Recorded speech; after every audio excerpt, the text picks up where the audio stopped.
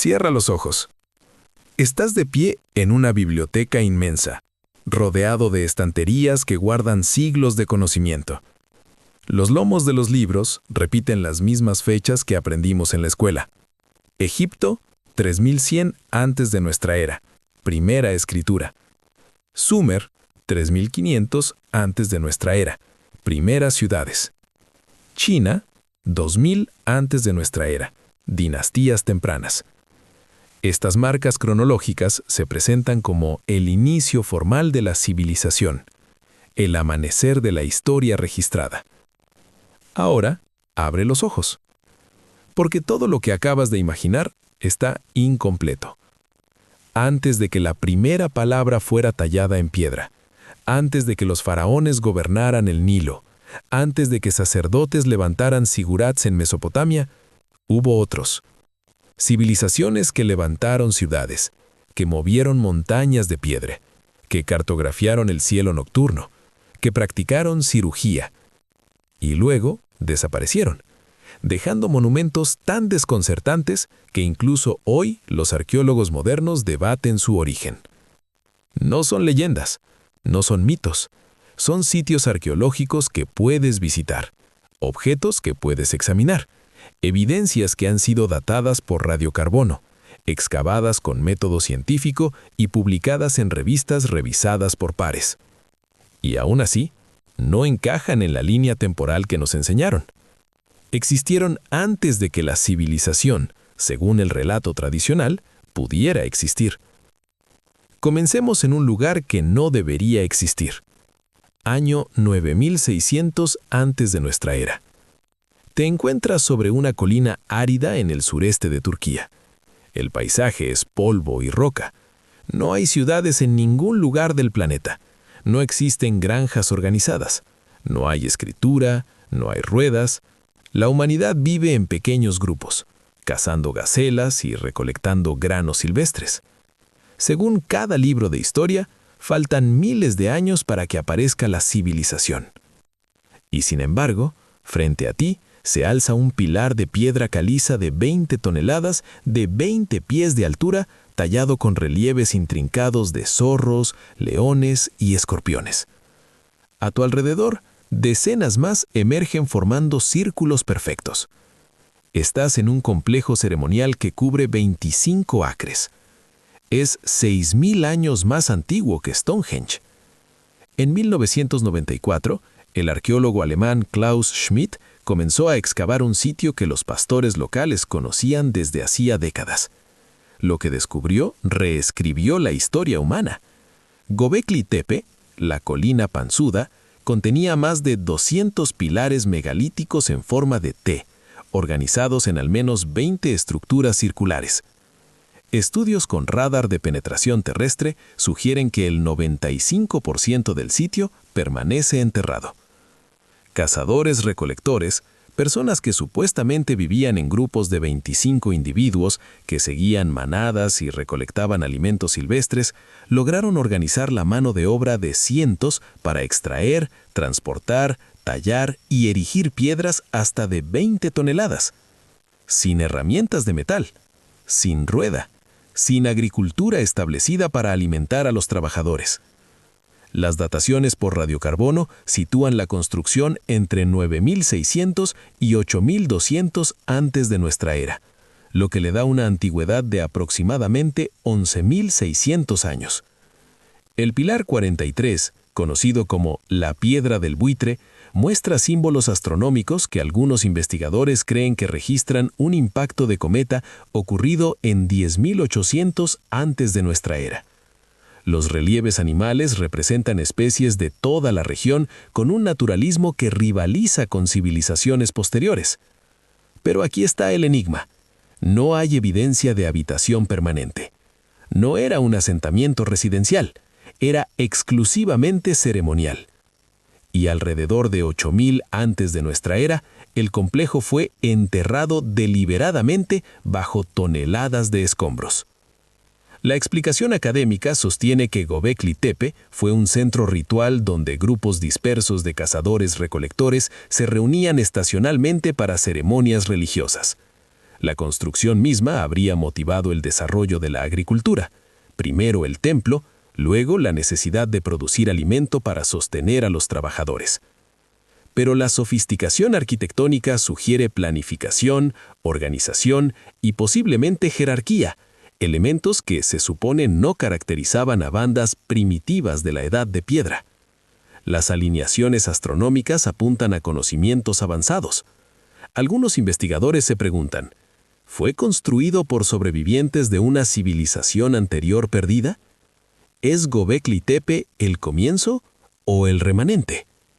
¿Y por qué enterrarlo, a menos que quisieran preservarlo para el futuro o esconderlo de alguien en el presente? ¿Cómo coordinaron pueblos nómadas proyectos de construcción que debieron extenderse por generaciones? ¿De dónde provenía su conocimiento astronómico? ¿Y qué ocurrió que los llevó a cubrir su templo y marchar? De templos enterrados descendemos al agua. Te encuentras ahora a 75 pies bajo el océano frente a la costa de Japón. El agua es fría. La visibilidad es limitada. Tu linterna atraviesa la penumbra azul verdosa hasta que ilumina algo imposible. Un muro. No una formación irregular, sino un borde recto. Avanzas nadando. Terrazas, escalones, ángulos rectos. Una estructura masiva de 150 pies de largo que se eleva desde el fondo marino como una pirámide ahogada. Esto es Yanoguni. Y a 4.000 millas de distancia, frente a la costa de Gujarat, India, buzos están encontrando algo similar. Muros de piedra, cerámica, anclas, una ciudad completa bajo las olas. En 1986, el operador de buceo japonés Kichizaro Aratake tropezó con la estructura de Yanoguni mientras buscaba tiburones martilla. El geólogo marino Masaki Kamura ha pasado décadas estudiándola, argumentando que es 70% artificial. Mientras tanto, en las décadas de 1980 y 2000, el Archaeological Survey of India descubrió estructuras frente a Dwarka, ciudad mencionada en antiguos textos hindúes como la capital dorada del señor Krishna, supuestamente tragada por el mar. Ambas estructuras se encuentran hoy a dependencias que solamente habrían estado sobre el nivel del mar durante la Edad de Hielo hace más de 10.000 años. Si son artificiales, preceden a Sumer y Egipto por 6.000 años. Si son naturales, ¿por qué se ven tan arquitectónicas? En Yonaguni, ángulos de 90 grados se encuentran con terrazas planas y escalones simétricos. Posibles rostros tallados y caminos parecen serpentear sobre la formación. Se ubica entre 75 y 100 pies de profundidad.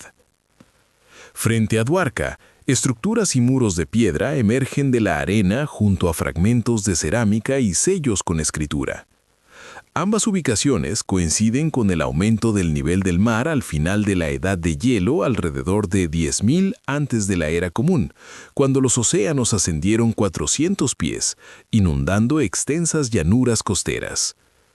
El geólogo Robert Schoch, de Boston University, argumenta que Yonaguni es una formación natural con posible modificación humana. Kamura insiste en que es artificial. Los textos antiguos describen a Dwarka como una magnífica ciudad portuaria destruida por inundaciones. Sin embargo, la datación convencional sitúa las ruinas entre 500 y 1500 después de la Era Común, medievales, no prehistóricas. Los escépticos sostienen que la roca estratificada puede fracturarse en patrones geométricos, que Yonaguni es arenisca moldeada por actividad tectónica y erosión, que Dwarka fue un puerto medieval y que los textos son mitología, no arqueología. Pero el momento histórico inquieta. Mitos globales de diluvios describen cataclismos que destruyeron mundos antiguos. Al final de la Edad de Hielo, el nivel del mar efectivamente ascendió de forma significativa durante siglos, lo suficientemente rápido, en términos humanos, como para sumergir costas enteras.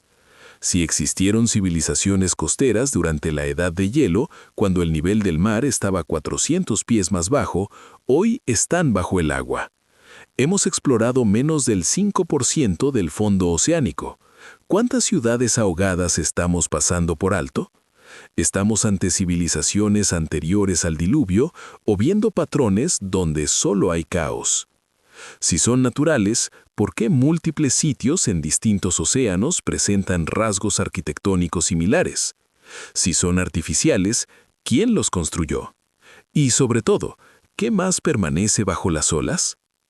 De estructuras que apenas podemos distinguir bajo el mar, pasamos a una tecnología que, francamente, parece imposible para su tiempo. Imagina que tienes un dolor de muela insoportable. La infección avanza, el dolor es constante, punzante. No existen anestésicos, no hay antibióticos, no hay metal quirúrgico. Acudes a un sanador, te sienta en el suelo, saca un taladro de arco, la misma herramienta utilizada para perforar cuentas de piedra. Con precisión sorprendente, comienza a perforar tu molar infectado. Sin anestesia, sin metal, solo sílex y presión controlada. El agujero alcanza 3 milímetros de profundidad. Es perfectamente cónico. Sobrevives. Vives otros 20 años. Esto no es ficción. Es Mehrgarh, Pakistán. 7000 antes de la era común. Hace 9000 años. En 1974, el arqueólogo francés Jean-François Jarrige comenzó a excavar Mehrgarh, en el oeste de Pakistán. El sitio reveló un asentamiento neolítico sofisticado con graneros, metalurgia del cobre y agricultura avanzada. Pero en 2006, investigadores publicaron en Nature hallazgos que sorprendieron a la comunidad médica. 11 molares perforados en 9 esqueletos adultos con evidencia clara de que los pacientes estaban vivos durante los procedimientos.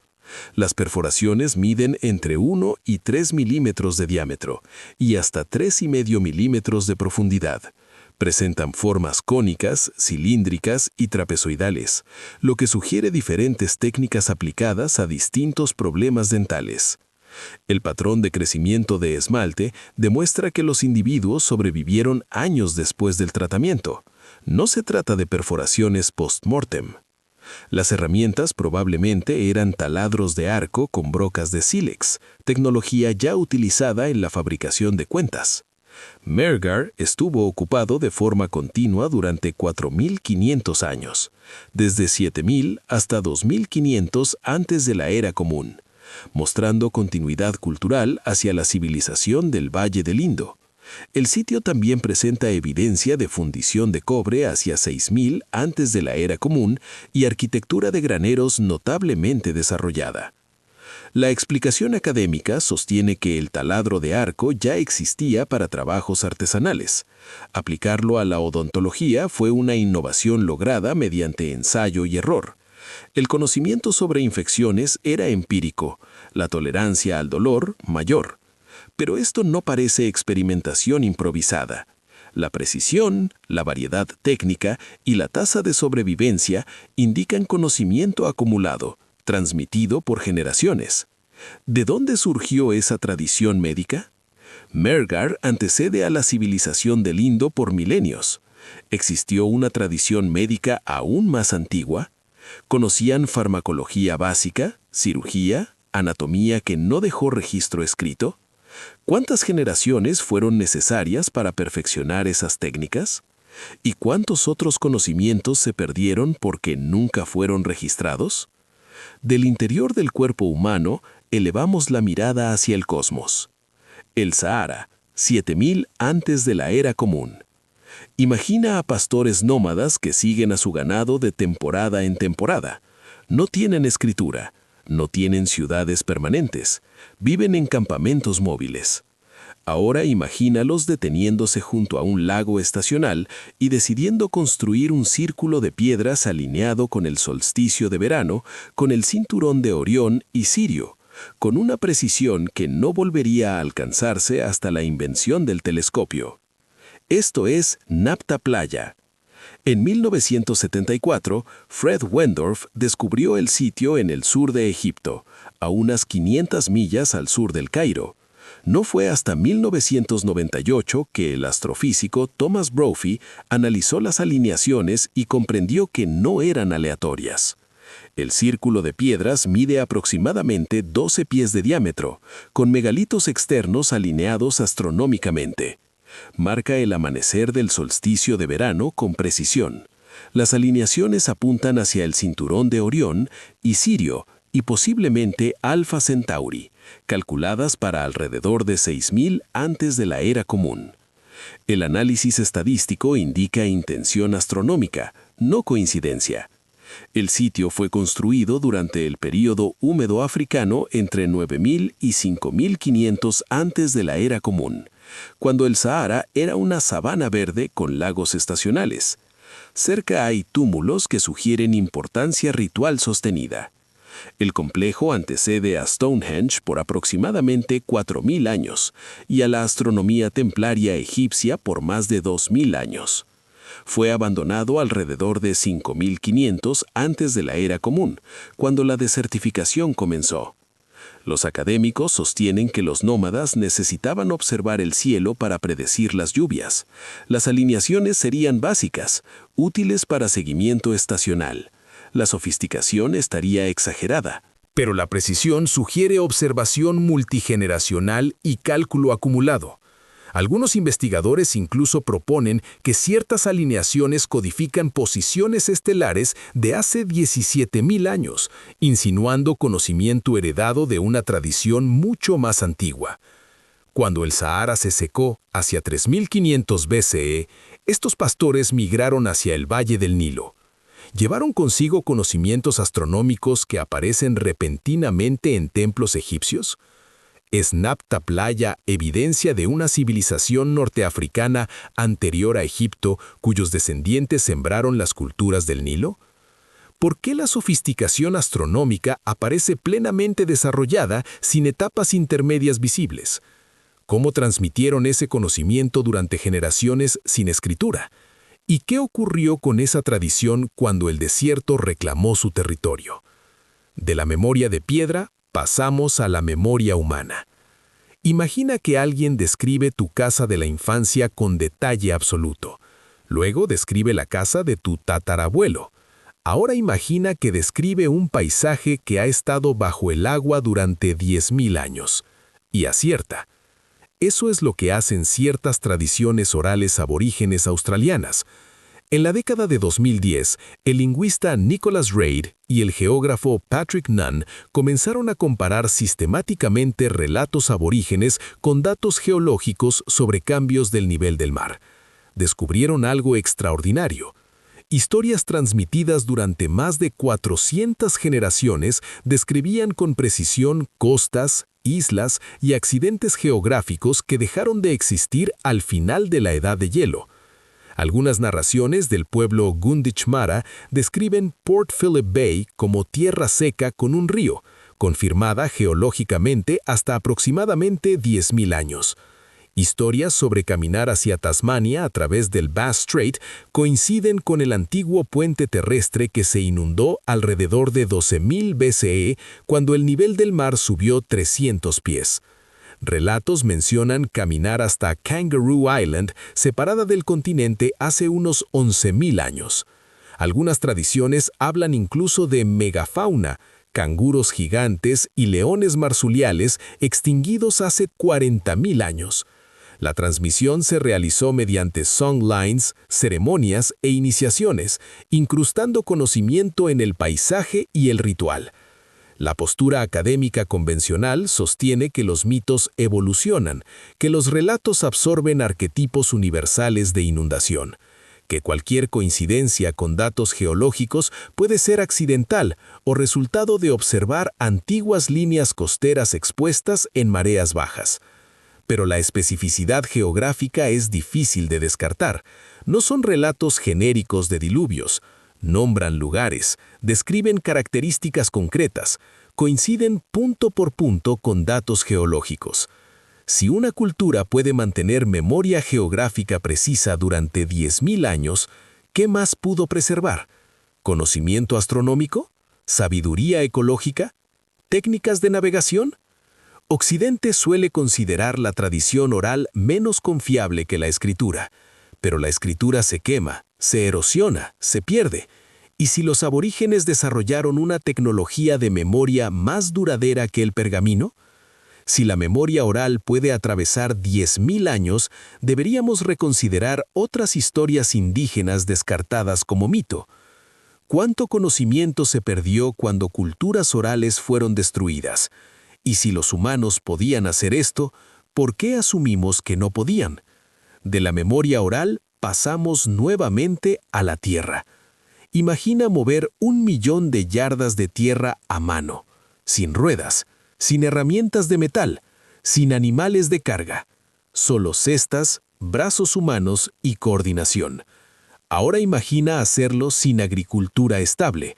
Eso significa que además de mover montañas de tierra, debes cazar y recolectar tu comida todos los días. Esto es Poverty Point, Luisiana, hace 3.700 años. El complejo abarca 3/4 de milla de diámetro, 6 crestas concéntricas en forma de C de 4 a 6 pies de altura, separadas entre 140 y 200 pies, rodean una plaza central de 37 acres. Los ingenieros estiman que se movieron 1.000.000 de yardas de suelo manualmente. El montículo A se eleva 72 pies y mide 700 pies de ancho. Las estimaciones de población sugieren entre 500 y 1.000 residentes permanentes, con hasta 5.000 personas durante reuniones estacionales. El análisis de dieta no muestra agricultura, solo pescado, aves acuáticas, ciervos y nueces, recursos silvestres. Una red de tráfico de 1.000 millas traía cobre desde los Grandes Lagos y piedra desde los Apalaches. Más de 100.000 bolas de arcilla cocidas, llamadas Poverty Point Objects, eran utilizadas como piedras calientes en hornos de tierra. Algunos investigadores proponen alineaciones astronómicas, aunque esto sigue siendo debatido. El sitio fue abandonado alrededor de 1100 BCE, sin evidencia clara de guerra o hambruna. La explicación académica sostiene que el Valle del Mississippi ofrecía abundancia estacional suficiente para sostener vidas sedentarias sin agricultura. La construcción habría sido gradual durante siglos, pero 1.000.000 de yardas de tierra no es una obra menor. Requiere planificación, coordinación y autoridad estructural. ¿Cómo organizaron tal escala sin superávits agrícolas permanentes? ¿Qué estructura social permitió movilizar trabajo durante generaciones? ¿Y qué ocurrió con ese abandono de un complejo tan monumental sin señales de colapso violento?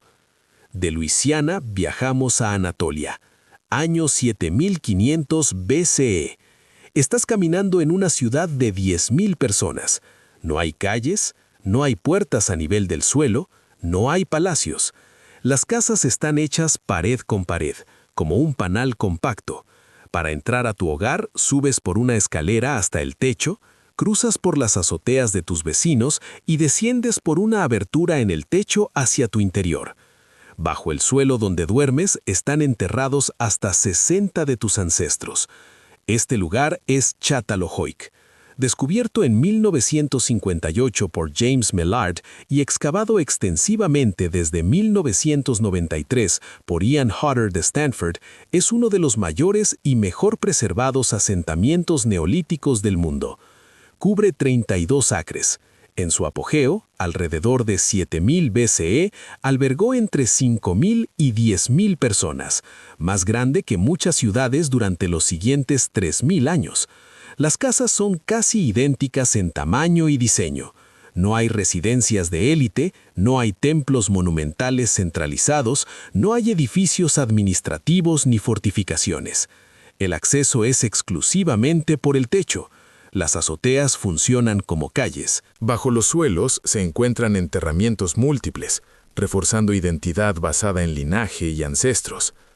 Cráneos de toro y murales elaborados aparecen en muchas viviendas, no en edificios exclusivos. La cultura practicaba agricultura avanzada, domesticación animal, trabajo con obsidiana y cerámica sofisticada. La ocupación duró desde 7500 hasta 5700 antes de nuestra era, cuando fue abandonada, sin explicación clara. Cada civilización posterior muestra jerarquía visible. reyes, sacerdotes, estructuras de poder. Çatalhöyük no. La explicación convencional propone que era una fase temprana igualitaria, posible porque los recursos eran abundantes y la población aún manejable. Con el tiempo, la complejidad obligaría a la centralización. Pero 2000 años no es una fase breve, es más largo que toda la historia registrada de muchas civilizaciones posteriores. ¿Cómo evitaron el colapso social durante 2 milenios sin gobierno central visible? ¿Existieron sistemas de liderazgo rotativo, consejos comunitarios, autoridad ritual invisible arquitectónicamente? Si lograron urbanismo sin jerarquía durante 2000 años, entonces la desigualdad no es inevitable, es una elección. ¿Y por qué las civilizaciones posteriores eligieron reyes y ejércitos en lugar de ese modelo? De una ciudad sin gobernantes pasamos a una civilización sin guerra. 3000 antes de nuestra era. En Egipto, las primeras pirámides comienzan a elevarse. Faraones comandan ejércitos, masas y dagas llenan tumbas, murallas fortificadas rodean ciudades. La guerra se asume como motor de la civilización. Mientras tanto, en los valles costeros de Perú, otra civilización construye pirámides comparables en tamaño. Pero cuando los arqueólogos excavan, encuentran algo que falta. ¿Armas? ¿Fortificaciones? ¿Traumas en esqueletos? Durante 1200 años, Caral prosperó sin evidencia de guerra. Aunque conocido desde principios del siglo XX, fue en 1994 cuando Ruth Shady Solís inició excavaciones sistemáticas que revelaron su verdadera antigüedad, 5000 años. Caral cubre 150 acres, contiene 6 grandes pirámides. La mayor alcanza 60 pies de altura, con base de 500 por 450 pies. La civilización Norte Chico comprendía 30 asentamientos en valles costeros con poblaciones de miles. Las fechas de construcción van desde 3000 hasta 1800 antes de nuestra era. La arquitectura incluye pirámides escalonadas, plazas circulares hundidas y complejos residenciales. Era una cultura precerámica que utilizaba calabazas y cestas en lugar de vasijas. No hay evidencia de guerra. No lanzas, no masas, no murallas, no heridas traumáticas en restos humanos, no iconografía guerrera. El arte muestra músicos y animales. La economía se basaba en intercambio, algodón y pescado del litoral por alimentos de tierras altas. Canales de irrigación sofisticados y quipu como sistema de registro demuestran complejidad organizativa. El abandono, alrededor de 1800 antes de nuestra era, coincide con cambios climáticos, posiblemente sequía. Los académicos argumentan que la abundancia geográfica eliminó competencia por recursos. La ausencia de evidencia bélica no prueba ausencia total de conflicto. Pero durante 1200 años no militarizaron su sociedad. Si la guerra fuera inevitable, ¿por qué Caral no muestra rastros claros de ella? ¿Tenían sistemas avanzados de mediación?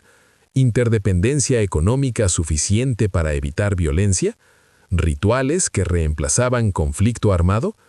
Si la civilización sin guerra es posible, ¿por qué la historia global está dominada por imperios construidos mediante violencia?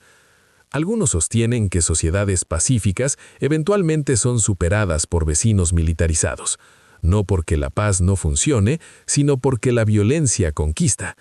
Pero la existencia de Caral demuestra que la guerra no es una necesidad biológica, es una decisión cultural. De una civilización sin guerra pasamos a una civilización sin escritura, o quizás con una escritura que decidimos no reconocer. Rápido. ¿Quién inventó la escritura? Si respondes los sumerios, 3200 antes de nuestra era, estás repitiendo la narrativa tradicional. Uruk, tablillas de arcilla, Mesopotamia, la cuna de la civilización y el nacimiento de la alfabetización. Pero en 5500 antes de nuestra era, 2000 años antes, en los Balcanes, personas ya estaban grabando símbolos en cerámica. Más de 200 símbolos distintos, encontrados en más de 1000 sitios, utilizados por más de 1000 años. ¿Era escritura o nos negamos a llamarla así porque altera la cronología establecida. La cultura vincha floreció entre 5500 y 4500 antes de nuestra era. Grandes asentamientos como Vincha Belobordo cubrían hasta 120 acres y albergaban más de 2000 personas. Las fechas de construcción van desde 3000 hasta 1800 antes de nuestra era. La cultura vincha fue descubierta en 1908 cuando el arqueólogo serbio Miloš Basić excavó Vincha Belo Brodo, cerca de Belgrado. Sin embargo, los símbolos no recibieron atención sistemática hasta la década de 1960, cuando comenzaron a catalogarse de forma rigurosa. Desde entonces, el debate no se ha detenido. ¿Protoescritura o escritura verdadera? La cultura vincha floreció entre 5700 y 4500 BCE. Grandes asentamientos como Vincha Belo Brodo cubrían hasta 120 acres y albergaban más de 2000 personas. Los símbolos aparecen entre 5500 y 4500 BCE, en cerámica, figurillas, pesas de uso y objetos rituales. Se han identificado 210 símbolos distintos, formas geométricas, cruces, chevrones, líneas onduladas y diseños abstractos. Algunos objetos muestran secuencias de 20 o más caracteres, lo que sugiere posible sintaxis o estructura. La distribución se extiende por más de 150.000 millas cuadradas en lo que hoy es Serbia, Rumanía, Bulgaria y Macedonia del Norte. La cultura también fue pionera en fundición de cobre en Europa. Construyó casas de 2 pisos con planificación organizada y produjo cerámica negra pulida sofisticada. Colapsó alrededor de 4500 BCE y no dejó sucesor que heredara su sistema simbólico. La postura académica dominante sostiene que no es escritura verdadera porque no se ha identificado codificación fonética. La escritura requiere representación sistemática del lenguaje. Se argumenta que estos símbolos podrían ser marcas de propiedad, identificadores de clan o signos rituales, pero la consistencia y distribución sugieren significados compartidos. Si representaban lenguaje, entonces la escritura fue inventada independientemente antes de Sumer. Si no lo eran, ¿por qué 210 símbolos utilizados durante 1000 años a lo largo de una región tan amplia? ¿Podría haber existido un sistema de comunicación simbólica que nunca evolucionó hacia alfabetos posteriores porque la cultura que lo sostenía desapareció? Cuando Vincha colapsó, su posible escritura desapareció con ella. Sin una piedra de Rosetta, los símbolos quedaron mudos. ¿Cuántas veces pudo la humanidad haber desarrollado lectoescritura solo para perderla en un colapso cultural? Y si la escritura no siempre fue para contabilidad, sino para conocimiento sagrado, astronomía, ritual, teología, entonces su desaparición pudo borrar universos enteros de información. Desde una escritura perdida, llegamos a una ciudad que nunca dejó de existir: Jericó. Durante 11.600 años, seres humanos han vivido continuamente en el mismo lugar. Imperios surgieron y cayeron, lenguas nacieron y murieron. La edad del hielo terminó, el bronce reemplazó a la piedra, el hierro reemplazó al bronce, y la gente siguió viviendo en Jericó. Pero aquí está la paradoja. Hace 10.000 años, antes de la agricultura desarrollada, antes de la cerámica, antes de que nadie necesitara murallas, los habitantes construyeron una torre de piedra de 28 pies de altura y una muralla de 12 pies que rodeaba el asentamiento. La torre tiene 30 pies de diámetro y una escalera interna de 22 peldaños. Fue construida alrededor de 8000 a.C. Muros implican defensa.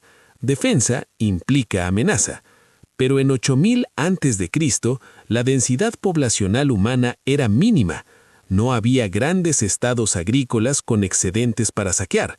Entonces, ¿contra quién se defendían?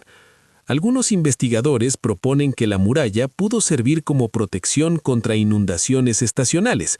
Otros sugieren función ritual o incluso observatorio astronómico, marcando solsticios. El sitio cuenta con una fuente de agua fresca permanente, lo que explica su ocupación continua. El Tell, montículo arqueológico, se eleva más de 70 pies, acumulando 11.000 años de reconstrucción continua. Bajo los suelos de las casas se encontraron cráneos recubiertos de yeso con rasgos modelados y ojos de concha, posiblemente representaciones de ancestros. ¿Indicios de identidad individual compleja? ¿Creencia en la continuidad del espíritu? ¿Retrato temprano? Algunos académicos sostienen que el periodo neolítico precerámico pudo haber sido más violento de lo que se reconoce y que las murallas indican incursiones organizadas. Otros argumentan que la capacidad de ingeniería necesaria no debería existir sin excedentes agrícolas consolidados. ¿Insinúa Jericó una cultura levantina anterior con organización social avanzada? ¿O estamos subestimando la capacidad de comunidades tempranas? Pero hay algo más inquietante en todos estos casos. No es solo que existan anomalías, es que las anomalías aparecen en continentes distintos, en épocas distintas y bajo condiciones ambientales distintas. Göbekli Tepe, en Anatolia, 9600 BCE, Napta Playa en el Sahara, 6000 BCE, Mehergar en 7000 BCE, Jericó en 8000 BCE, Vincha en 5500 BCE, Caral en 3000 BCE, Poverty Point en 3700 años atrás. No comparten idioma, no comparten geografía, no comparten continuidad cultural directa, y sin embargo, comparten algo más profundo. Organización optimizada que excede lo que se les atribuye, planificación a largo plazo, transmisión de conocimiento durante generaciones, comprensión simbólica compleja. Si fueran casos aislados, podrían descartarse como excepciones, pero cuando las excepciones se multiplican, dejan de ser anomalías y empiezan a parecer patrón. La arqueología tradicional funciona bajo un modelo gradualista, pequeños avances acumulados que conducen inevitablemente a estructuras más complejas. Pero en varios de estos ejemplos, la complejidad aparece de manera abrupta, ya formada. Göbekli Tepe no muestra una progresión clara desde pequeños santuarios rudimentarios hasta círculos megalíticos monumentales.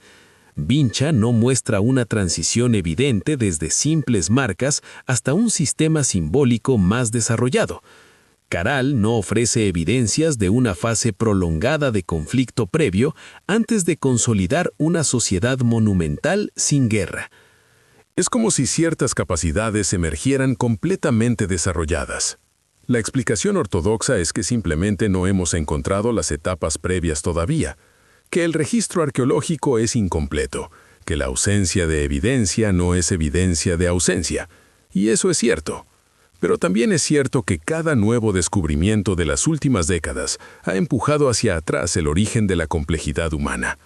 Hace 100 años creíamos que la civilización tenía 5000 años. Hoy sabemos que ciertos comportamientos complejos tienen al menos 11.600 años documentados. Hace medio siglo, los cazadores-recolectores eran considerados incapaces de arquitectura monumental. Hoy sabemos que pudieron mover 20 toneladas de piedra en 9600 antes de la era común. Hace pocas décadas se pensaba que la escritura surgió una sola vez.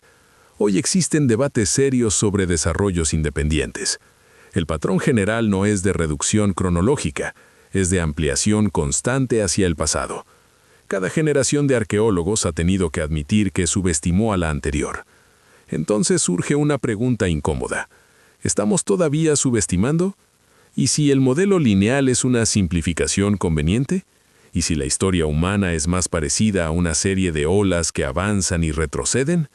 ¿Y si el colapso no borra completamente la memoria, sino que la fragmenta? Quizá no existió una única civilización perdida global. Quizá existieron muchas, locales, independientes, surgidas y desaparecidas en distintos momentos. Y lo que vemos hoy son apenas fragmentos. Fragmentos de piedra, fragmentos de símbolos, fragmentos de memoria oral. Lo suficiente para plantear preguntas, no lo suficiente para reconstruir el cuadro completo. Alrededor de 3000 BCE, con la edad del bronce y la aparición formal de escritura, solemos decir que la prehistoria termina. Pero después de recorrer Turquía, Japón, India, Pakistán, Egipto, Australia, Luisiana, Anatolia, Perú, los Balcanes y el Levante, emerge un patrón claro. Ingeniería sofisticada antes de la agricultura, astronomía antes de la escritura, odontología antes de las ciudades, urbanismo sin jerarquía visible, civilización sin guerra, memoria oral que atraviesa 10.000 años. La arqueología convencional responde, son impresionantes, pero explicables. El progreso humano fue lento, desigual, pero en última instancia lineal. Cada logro fue conquistado mediante ensayo y error. Pero otra pregunta permanece. ¿Y si el progreso no es lineal? ¿Y si el conocimiento fue ganado, perdido y recuperado múltiples veces? ¿Y si los humanos prehistóricos eran cognitivamente idénticos a nosotros, solo que utilizaban sistemas distintos de almacenamiento de información? Llamamos prehistoria a lo que no dejó escritura, pero como muestran las tradiciones aborígenes, la escritura no es la única forma de preservar conocimiento. Tal vez hemos estado buscando el tipo de evidencia equivocado. Tal vez la civilización no requiere reyes, ejércitos o conquista. Quizá Caral y Çatalhöyük demostraron eso y lo olvidamos. Los sitios son reales, las fechas están verificadas, las excavaciones están publicadas, las preguntas siguen abiertas. ¿Son estos logros aislados o fragmentos de una historia más amplia que apenas comenzamos a comprender? La mayoría de las personas atraviesa museos, mira vitrinas de la Edad de Piedra y continúa hacia Roma o Egipto. Lo importante. Pero si llegaste hasta aquí, viste el patrón. Estás haciendo las preguntas que rara vez aparecen en los manuales. Este espacio existe para quienes no aceptan la narrativa lineal sin examinarla. Así que ahora te pregunto, de estas 10 civilizaciones, ¿cuál crees que rompe la línea temporal con mayor fuerza? ¿Cuál es la pieza que más desafía la cronología establecida? Defiende tu elección, argumenta tu caso, convence. Veamos quién construye el argumento más sólido. Porque la historia no es una línea, es un círculo. Las civilizaciones surgen, caen y son olvidadas. El conocimiento se gana, se pierde y se redescubre. Creemos que somos los primeros en alcanzar este nivel. Pero las piedras de Göbekli Tepe, las murallas de Jericó y las ciudades sumergidas bajo el océano parecen susurrar otra cosa.